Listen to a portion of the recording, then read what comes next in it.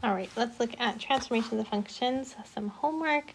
So we're going to graph the same 3 functions on one grid, and we're going to use either dotted, bold, or solid lines. I'm going to use some different colors. If you have different colors, that would be helpful too. So the first function that we're going to look at is the graph of x squared.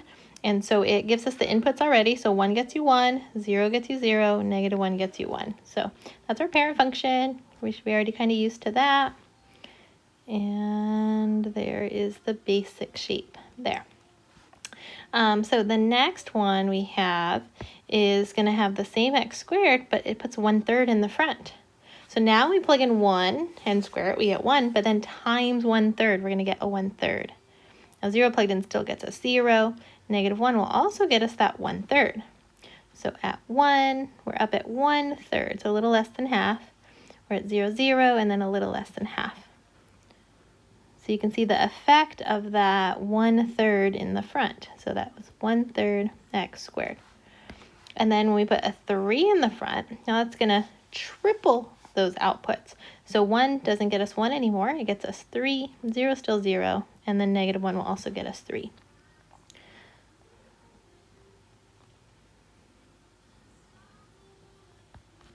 So that's 3x squared.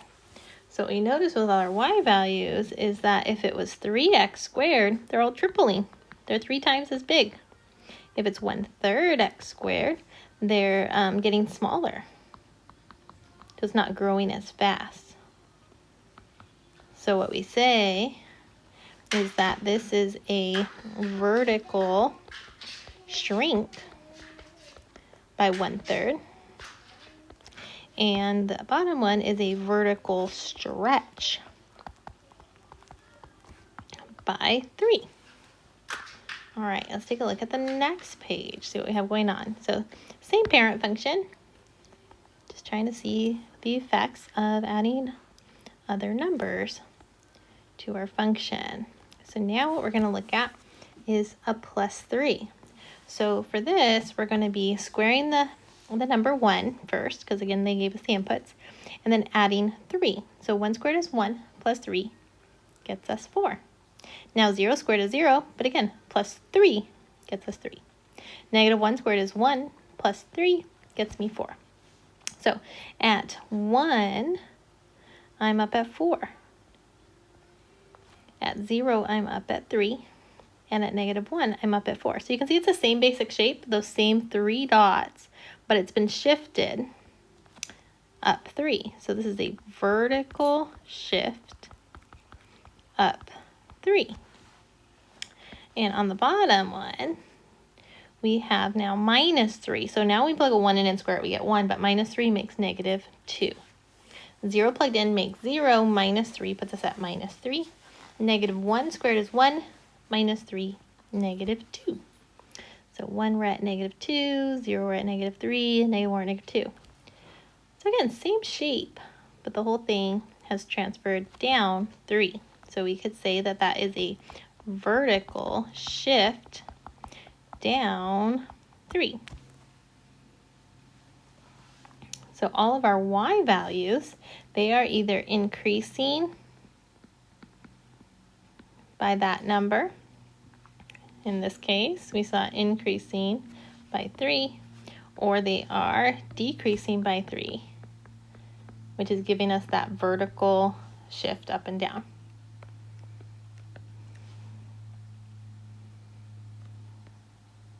So again, if you're just talking straight up y values, they were 1, 0, 1. Now they're 4, 3, 4. They added 3. On the other hand, if we look at those compared with these guys, they all -3 from each of them. All right, for this next page, we're still trying to look at the parent function x squared. So we have the same 3 points. So 1 gets me 1, 0 gets me 0, -1 gets me 1. Now what's changing a little bit here is the inputs they're kind of having in here, actually not the inputs, they're giving us the y's, the outputs. So they're saying, okay, well, what would get me a 1 now that my equation's changed up a bit? So in order to get an output of 1, my x value would have to be a 2, because this function minuses 1 from everything I put into it. So the 2 minus 1 would make a 1 again. in order to make 0, I'm going to have a 1, because 1 minus 1 makes 0. And then negative 1, in order to have that, we're going to have a 0. 0 minus 1. So what's happening, if you look at our x's, they have now all increased by 2. They've added, not added 2, they've added 1, which is why we have now 2, 1, and 0. So if I plot those points, 2, 1, 1, 0, and 0, 1, you can kind of see our parent function, which I didn't sketch all the way yet, has just moved 1 space to the right. So it moves right 1 space. Now, if we look at this next guy, it has x plus 1 in here. So this function adds 1 to everything. So that means I could put 1 less than what I put before. Or if I want to think what's going to make these outputs here, to make a 1, I'm going to have a 0. To make a 0 happen, I'm going to be at negative 1.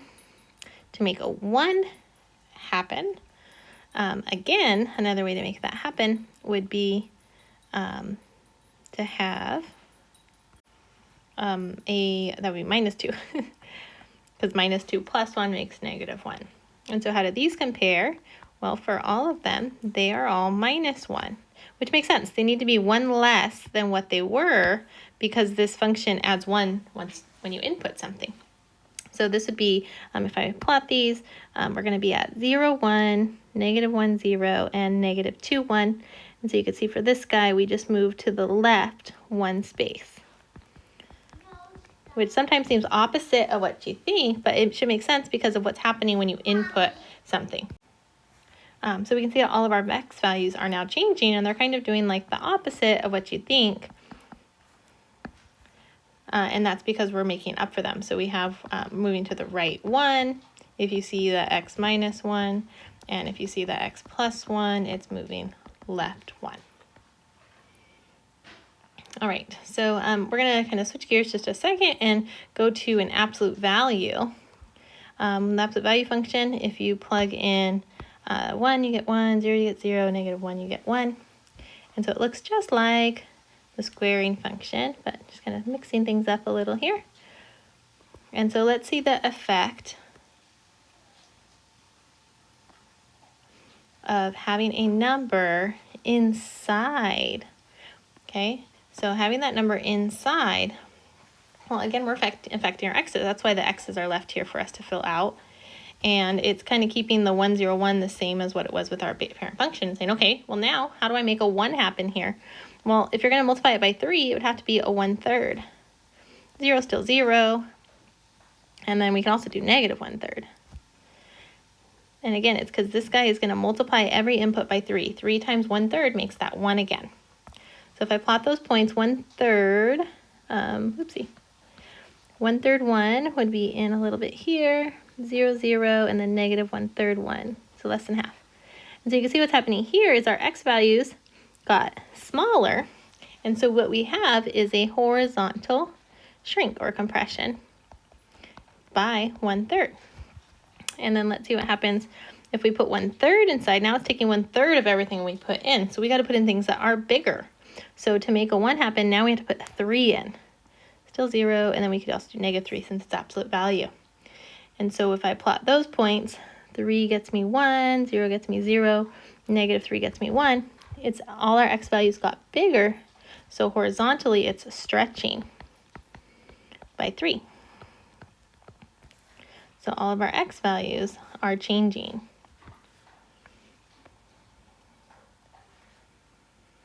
All right, and lastly, we have reflections, and this one we're going to be doing with the square root function. So if we take a look at this, we're plugging in a 1, we get 1, 0, we get 0, negative 1. Remember, we can't take the square root of negative 1. There's no real number, so it's just undefined, and we know that we're not going to be in the negatives. So we're going to plot 0, 0, and 1, 1. Just 2 special points there is good. You could put in 4, 2 if you want to do that. That would be fine. So then we have the negative in the front, and that is going to negate all of the outputs that we got. So we're going to get a negative 1, because square root of 1 is 1. Take a negative to that. 0 is still 0. And then we still can't do that undefined. So 1 gets us -1, 0 gets you 0. So you can see that negative in the front is just going to be doing that reflection over the x-axis. And so what's happening to all of our y values for this one in particular is it's going to be negating them or taking opposite y values.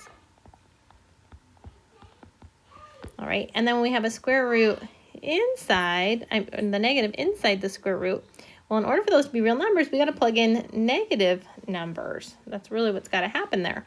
So now when we put a 1 in, this is going to be undefined because it would be the square root of -1. 0 gets you 0, and then square root of -1 is really the square root of a +1, which makes 1. So now we're at 0, 0, and then -1, 1. So you can see that little flip that we did. And really, if you compare that with the parent function, all of our x's this time, the x values, were opposites. All right, so and the last thing it says is summarizing the order of transformations, and I'd say that it's really similar to like the order of operations. I like to try and do my reflection over the y-axis first. Then I would do my stretch and shrink because those are really easier to do when you're looking at just the parent function. So do your stretch and shrinks, both the vertical and horizontal ones are really nice to do there. And then do your reflection over the y-axis. Then you can do your rigid motion. That's your vertical and horizontal shifts.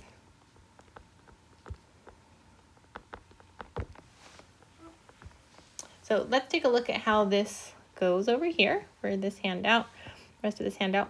So let's describe the transformation, and it says in words. So that would just be saying like, okay, that's going to move to the right 3, and that's going to be up 2.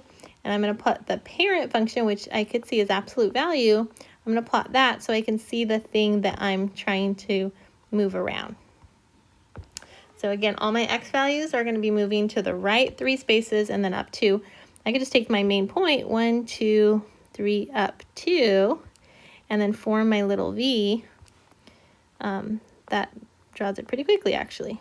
So there's my function. That has been transformed. That's my f of x equals absolute value of x minus 3 plus 2. For number 2 here,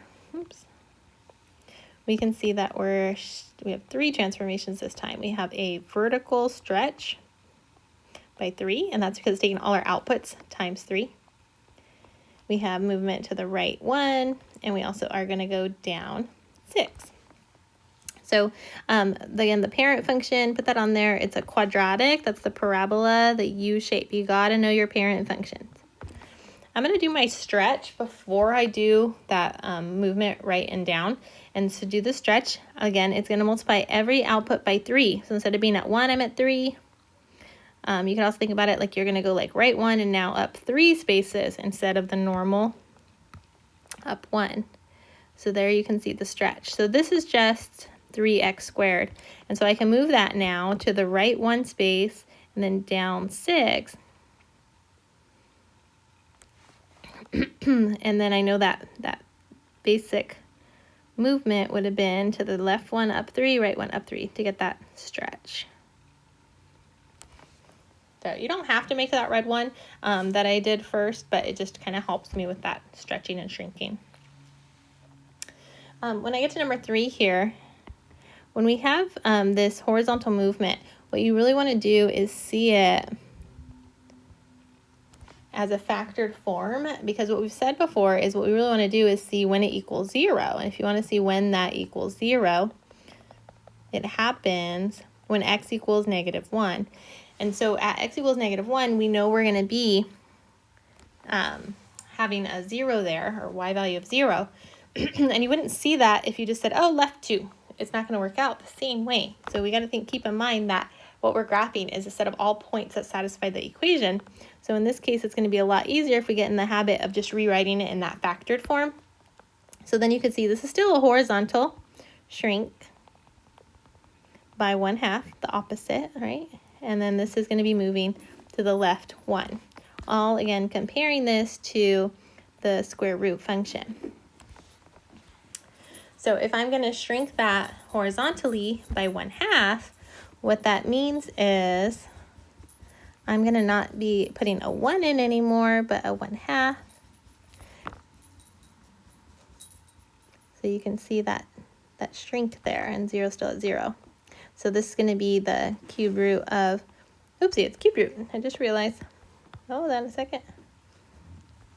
So cube root, sorry about that, would have as the parent function this guy. Okay, so we already know that we're going to have an x-intercept of -1, but let's see what this stretch is doing. So the cube root function normally has we input 1, 0, -1, we get 1, 0, and 1. But now when we're looking at the cube root of like 2x, really, what we want to do is say, oh, well, this function doubles everything we put in, so we could put half of what we put in before and get those same outputs. So 1/2 now is getting me the 1, and -1/2 is getting me the -1. So it's really getting like squished in, getting closer to that x, to the y-axis. And then we're going to shift the whole thing left 1 space, which puts me right there, and really it's going to go right. I'm just going halfway now. That's that little shrink by half. So that blue guy is our final answer, cube root of 2x plus 2. Again, you can plot some points to make sure the half, you might not like that one so much because it's got the fractions, but we already tested that -1 was got us 0. All right, here our basic function is 1 over x. With a few things happening, we have that reflection over the x-axis. We have, we're shifting left 2 spaces, and we're going up 1. So again, the parent function would be having the asymptotes on the x and y axis, and then we'd be at 1, 1. So just kind of putting that parent guy on there. Now to reflect over the x-axis, we know that means these branches are going to flip-flop. So like we're going to have something up in this way and then something in this way. Now this is going to get messy really quick. So knowing that it's going to be in those 2 quadrants like that, I'm going to draw my asymptotes left 2, which would be right here, and then up 1. So if you think about like the middle dot that's holding the asymptotes together, if we move it left 2 and up 1, we would be right there. That's not a dot on my graph, but it's just showing me where that big plus sign is of asymptotes. And if you look at our function where we're coming from, we know that we don't ever want to have a -2 in here because that would make that 1 over 0, which would be undefined. So we know that -2 would be where we would have that vertical asymptote. And then we know that we're always about 1, like 1, 1. That gets me that guy and that guy. So the red is my f of x, which is -1 over x plus 2 plus 1. All right. For the 5th one here, we got 4 things happening this time. We got our reflection over the x-axis. We got a vertical, this is outside the function, so that's a vertical shrink or compression by 1/2. We're moving left 3 and down 1. All right, so I kind of like to leave that left 3 down 1 until the end. So let's think about what's going to happen to our parent function, which is absolute value here, with the negative and that half. So the negative, we know that's going to flip that upside down. So maybe we'll concentrate on the 1/2. 1/2 is going to take half of all our inputs. So half of our, outputs. So normally we plug in a 1, we get 1. Now we're only going to get a half. We plug in -1, we used to get 1. Now we're going to get a half. 0, we get 0 still. So what I have sketched right here is just 1/2 the absolute value of x. And then if I reflect that, I'm going to be now at -1/2. So what you see right here, this red guy, just doing baby steps, this is -1/2 absolute value of x. And so if we do that last part, which was left 3 and down 1, I'm going to take the little kind of vertex there, move it left 3 spaces, and then down 1 it goes here. But I already know that if I go to the left one, I can only go a half, and right one only a half. And I have that same shape as the red one, but I've kind of moved all of the points left 3, left 3 and down 1. That's going to be f of x equals -1/2 x plus 3 minus 1. So you could do it in those 4 steps like that. I think that's a lot easier. You can erase the ones where you came from, but it's really nice if you can like label them, and then I could see what your thinking is. All right, last one, number 6. And we got 2 things going inside here. If I just take that inside and try and think about, well, when is that equal to 0? I'm going to end up that happens when x is equal to 1, which again, I don't see 1 exactly. Normally, if we had didn't have this negative in the front there, we would say, oh, it moves left 1 space. So what we want to do in order to see that this is 1 is factor out a negative. And so we can see that we would be moving really to the right 1. So this is right 1, this is reflect over the y-axis because it changes our x's to opposites. This reflects over the x-axis. All right, so the parent function 0, 0, 1, 1, we have that guy going on. We know that we're going to reflect and move to the right 1. So if we reflect, we can do our reflections first. We're going to reflect, let's see. If we reflect down, we look like that, but then we're going to reflect over the x-axis. Okay, so our main graph is looking like that, but then it says move it to the right 1 space. So moving it to the right 1 space, there was no stretch or shrink, so it's going to look like that. Now, just to verify that that is my f of x equals negative square root of negative x plus 1, I want to check a point because I'm not 100% confident in it. So I know 1, 0 looks like it should be on there, and also 0, -1. So I'm going to actually check both of those. So plugging them in, f of 1 will be negative square root -1 plus 1. That's -1, square root of 0. Well, that's going to be 0, so that checks. I plugged in a 1 and I got a 0, so that checks. Then for the other one, if I plug in a 0, that's going to be negative square root of -0 plus 1, which will equal negative square root of 1, which will equal -1. So what I could see is plugging in a 0, I output -1, so that checks. Okay, and so that's just a verification if you're not sure about those order of reflections or anything like that. Okay, so hope that helps.